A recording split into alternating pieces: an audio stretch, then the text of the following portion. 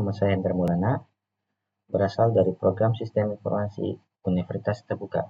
Pada video kali ini, saya akan membuat langkah-langkah dalam pembuatan Entity Relationship Diagram atau ERD dengan contoh kasus sebagai berikut. Pada sebuah perguruan tinggi, mahasiswa akan mengambil mata kuliah yang ditawarkan. Setiap mahasiswa dapat mengambil minimal satu mata kuliah, namun dapat juga mengambil beberapa mata kuliah dalam satu semester. Setiap mata kuliah hanya bisa diajar oleh satu dosen dan setiap dosen dapat mengajar minimal satu mata kuliah. Di sini akan saya membuat 5 tahapan. Pertama adalah identifikasi entitas, kedua adalah identifikasi atribut, ketiga adalah identifikasi kunci, keempat identifikasi relasi, kelima adalah melengkapi himpunan entitas. Untuk yang pertama, kita melakukan identifikasi entitas. Apakah entitas itu? Entitas adalah sebuah objek atau nilai yang disimpan di dalam database. Pada contoh soal tersebut, kita mendapatkan 3 entitas. Pertama adalah mahasiswa, kedua adalah mata kuliah, ketiga adalah dosen. Lalu kita akan gambarkan ke dalam sebuah ERD dengan menggunakan software WAD. Yang pertama kita cari entity. Di sini kita masukkan 3 buah entity atau entitas. Lalu ketik mahasiswa, mata kuliah, dan dosen. Pada tahap ini kita sudah membuat 3 entitas. Selanjutnya adalah identifikasi atribut. Apakah atribut? Atribut adalah nilai yang melekat di entitas. Pada entitas mahasiswa, atributnya yang pertama adalah kedua nama mahasiswa. Kemudian pada entitas mata kuliah, atributnya adalah kode MK dan nama MK. Lalu di dosen, NID, kemudian nama dosen. Oke, lalu kita tuangkan ke dalam diagram. Kita cari atribut. Untuk mahasiswa terdapat 2 atribut. Yang pertama adalah NIM. Yang kedua adalah nama mahasiswa. Kita sesuaikan agak sama ya. Lalu kita hubungkan agar setiap atribut ke entitas yang berbeda. Nah, untuk entitas dan atribut mahasiswa sudah selesai. Selanjutnya kita buat untuk mata kuliah. Di sini adalah kode MK. Kemudian nama mata kuliah. Nama MK. Lalu kita hubungkan.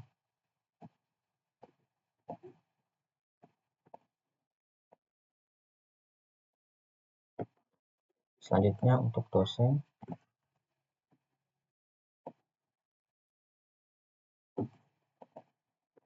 atributnya NID.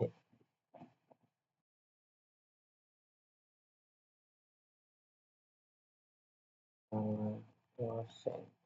Lalu kita hubungkan.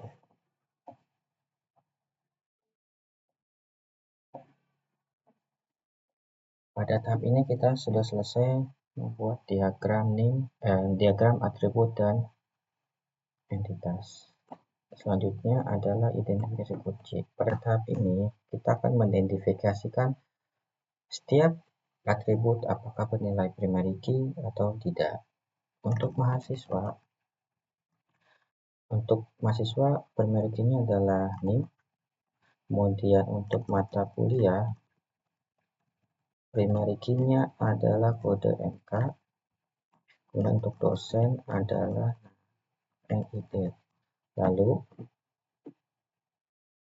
relasi yang tercipta adalah kita dapat membuat dengan diagram Nah, dengan tabel matriks ini, sini entitasnya apa? Entitas, kemudian mahasiswa, masukkan, kemudian mata kuliah, dosen. Oke, selesai.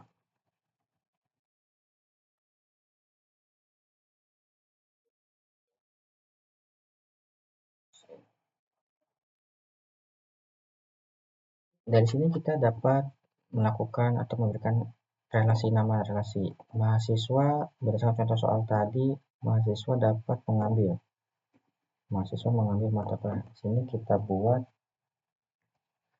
meregistrasi ya, meregistrasi. Kemudian di sini mata kuliah diregistrasi. Dosen dapat mengajar, kemudian ini diajarkan. Lalu kita terapkan pada tabel diagram. Pada tabel kita pilih atribut,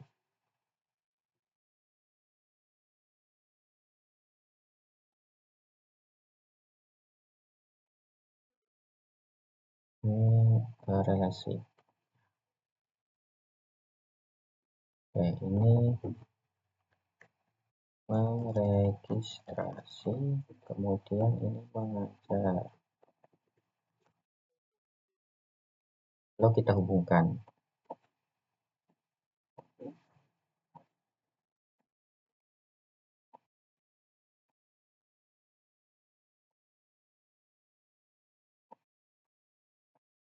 Oke, pada tahap ini kita sudah melakukan relationship, namun belum melakukan kardinalitas, apakah one to many atau many to one. Selanjutnya kita akan menentukan, sebelumnya mohon maaf. Nah, di sini kan tadi kita mendefinisikan primary key ya.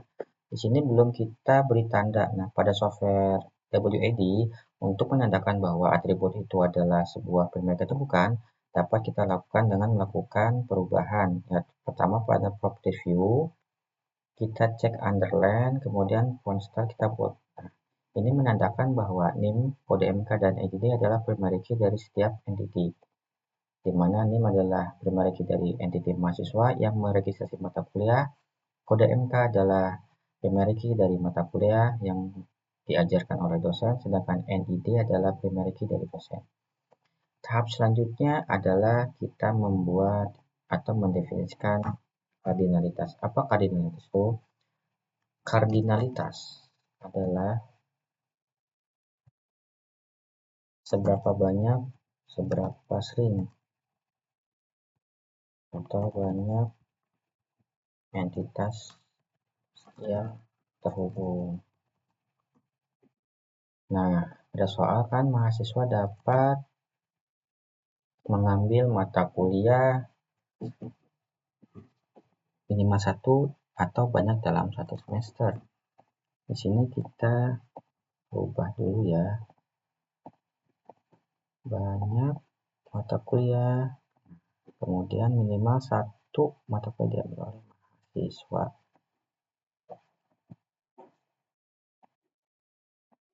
Oke, seperti ini. Kemudian untuk dosen pun sama.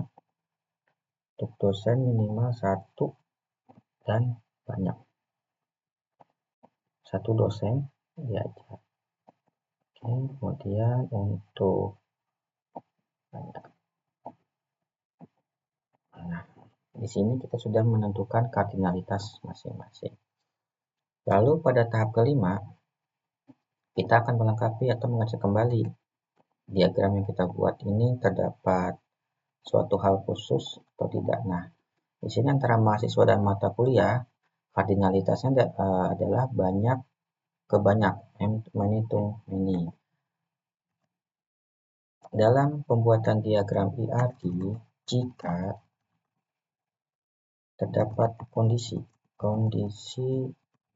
many to many, maka relasi tersebut menjadi sebuah entitas. Nah, Mengapa kita buat entitas baru? Sebab meregistrasi ini akan menyimpan masing-masing NIM dan kode MK secara berulang-ulang, sehingga nanti pada saat pembuatan table atau database di dalam database itu tidak menjadi normalisasi sangat buruk. Maka dapat kita rubah dengan merubah meregistrasi menjadi sebuah entitas baru. Di sini kita buat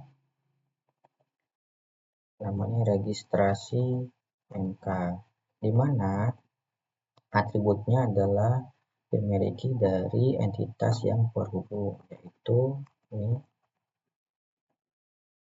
dan kode MK. Ini adalah entitas dan atribut. Nah, kemudian kita hubungkan relasinya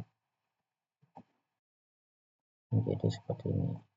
Ini meregistrasi, kemudian ini diregistrasi. Bagaimana kardinalitasnya? Kardinalitas adalah 1 ke banyak, seperti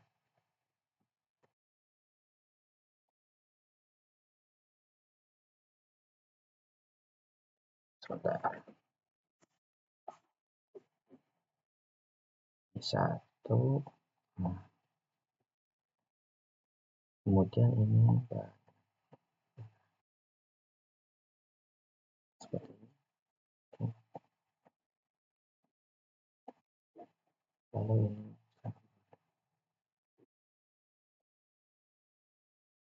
oke.